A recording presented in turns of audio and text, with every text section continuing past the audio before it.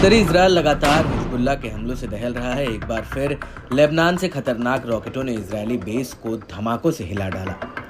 एक बार फिर इसकी भयानक तस्वीर देखने को मिली। लेबनान की ओर से बीते दिन कई ऑपरेशनों को अंजाम दिया गया। हिजबुल्लाह लड़ाकों ने खैबर सीरीज के ऑपरेशन चलाकर 3 लंबी दूरी के हमले किए। इसमें से पहले ऑपरेशन में हाइफा के कब्जे वाले शहर में स्टेला मैरिस नेवल बेस पर सटीक गाइडेड रॉकेटों की बौछार की।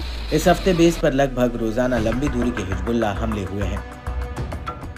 नेवल बेस में उच्च तकनीक वाले हार्डवेयर हैं जिनका इस्तेमाल उत्तर की ओर समुद्री गतिविधियों की निगरानी और पहचान करने के लिए किया जाता है। साथ ही लंबी दूरी के हमले से रमत डेविड एयर बेस को निशाना बनाया गया, जो लेबनान के खिलाफ इजरायली वायुसेना की ऑपरेशन गतिविधियों का एक बड़ा हिस्सा है।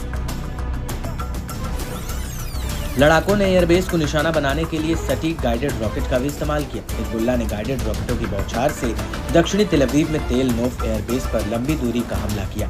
सीमा पर हिजबुल्लाह के लड़ाकों ने हमलावर इजरायली सैनिकों का सामना करने के लिए कई तरह के हथियारों और तरीकों का इस्तेमाल किया। लड़ाकों ने दक्षिणी ओडेहेस के खुले में तैनात इजरायली कब्जे वाले बलों पर तोपखाने के गोले दागे। सैन्य मीडिया ने कहा कि हमले में दुश्मन सैनिकों के हताहत होने की पुष्टि हुई है।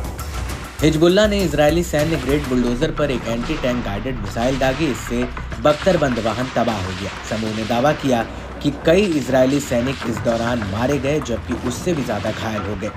सैन्य मीडिया इकाई ने खुलासा किया कि एक बुलडोजर इजरायली पैदल सेना को स्कॉट कर रहा था, जो ATGM हमले से हताहत हो गया था। बताया जाता है कि इजरायली बल उत्तर पश्चिम केफर किला में एक पहाड़ की चोटी पर तैनात थे।